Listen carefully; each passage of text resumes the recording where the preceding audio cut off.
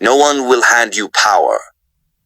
Former Minister of Transportation Rotimi Amaechi issues a bold challenge to Nigerian youths, asserting that President Bola Tinubu will not willingly hand over power to the younger generation without a determined struggle.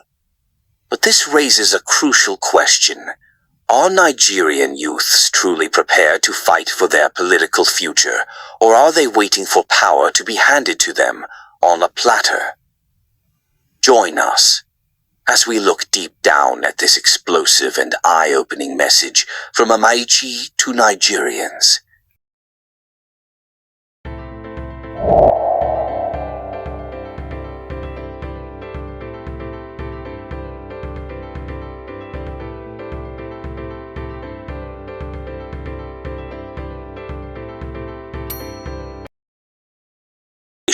Rotimi Amaechi has sent a strong message to Nigerian youths, warning them that power will not be handed to them on a silver platter.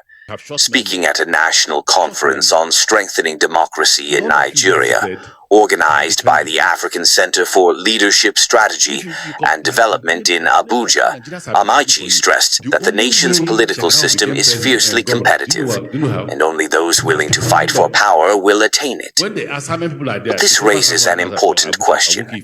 Are young Nigerians truly prepared to take charge of their future, or are they waiting for political power to be gifted to them? The brutality of Nigerian politics. According to Amaechi, Nigerian politicians do not play fair. Instead, they employ all means necessary, manipulation, violence, and financial influence to secure and retain their positions. He was blunt in his assessment, stating, "Nobody has power and will give it to you, not even me. If you want a pastor as president, go and get one. The politician in Nigeria is there to steal, maim, and kill to remain in power. If you think Tinubu will give it to you, you are wasting your time."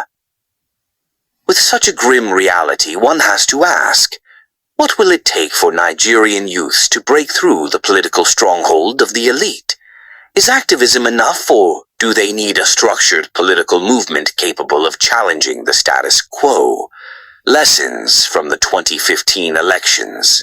Amaechi recalled the historic 2015 presidential election when the All Progressives Congress, APC, defeated the People's Democratic Party, PDP, unseating an incumbent president for the first time in Nigeria's history. He credited APC's success to its relentless determination and willingness to defend its mandate at all costs.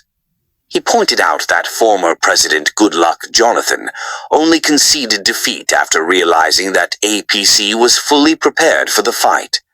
Amaechi argued that Nigerians must adopt a similar mentality in future elections if they hope to bring about meaningful political change. But are today's voters as politically motivated as those in 2015? Or have economic hardship, disillusionment, and frustration dampened the spirit of change? The call for political accountability. Back in October 2024, Amaechi criticized Nigerians for being too passive in the face of economic hardship. He lamented that despite widespread suffering, there were no mass protests or major political movements demanding accountability. The people should be angry. There should be protests, not even protests against anybody, but against politicians, saying, "We won't vote," he had stated. But will Nigerians ever rise beyond social media activism and armchair criticism to take real political action? What comes next? As Nigeria prepares for future elections, the challenge remains. Will young people seize their moment, organize effectively, and demand change?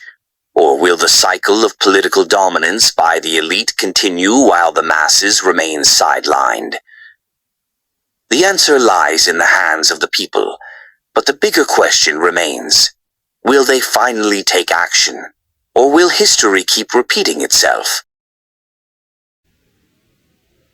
Here are responses to the 5 thought-provoking questions, with insights from reputable sources on this unfolding matter. 1. How can Nigerian youths effectively challenge the political elite and claim their rightful place in leadership? Nigerian youths have historically played key roles in political activism, such as the #EndSARS movement and the Not Too Young to Run Act. However, challenging the political elite requires more than protests. It demands strategic participation. Young people must organize within political parties, push for policies that ensure youth representation, and actively contest elections. The National Youth Leaders Forum has recently adopted an action plan to secure 35% youth inclusion in political and appointive positions, signaling a step in the right direction. 2. What practical steps can citizens take to ensure their votes are not manipulated or stolen during elections? To protect their votes, Nigerians must engage in voter education, support electoral reforms, and leverage technology. The use of real-time monitoring apps, social media documentation, and citizen-led election monitoring groups like Yaga Africa have been instrumental in holding the Electoral Commission accountable. Additionally, active participation in the process, from voter registration to result collation, reduces the risk of manipulation. 3.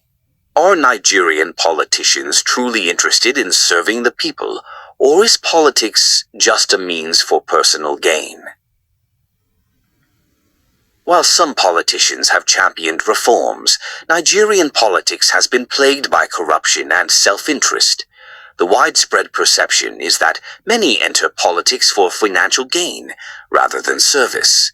The recent surge in government spending on luxury travel while the country faces economic hardships has fueled this skepticism.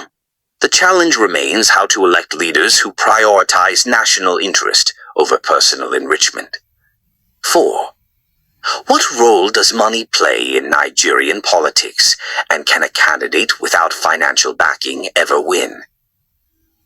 Money is a dominant factor in Nigerian elections, with candidates spending heavily on campaigns, vote buying, and securing party nominations. The high cost of political participation makes it difficult for grassroots candidates without financial support to compete. However, alternative funding models such as crowdfunding and youth-driven political movements are emerging as potential game changers. 5. What will it take for Nigerians to move beyond social media activism and take real political action? Social media has been a powerful tool for mobilization, but it must translate into real-world political engagement. Nigerians need to register to vote, join political parties, and hold elected officials accountable beyond election periods. The success of the Not Too Young to Run movement showed that structured advocacy, legislative lobbying, and grassroots organization can bring change beyond online discourse. So, what do you think? Can Nigerian youths effectively challenge the political elite and claim their rightful place in leadership? What practical steps can citizens take to ensure their votes are not manipulated or stolen during elections? Are Nigerian politicians truly interested in serving the people, or is politics just a means for personal gain? Share your thoughts in the comments and let us know how you feel this matter should be handled. Don't forget to subscribe for more interesting reports as we look forward to seeing you on our next video.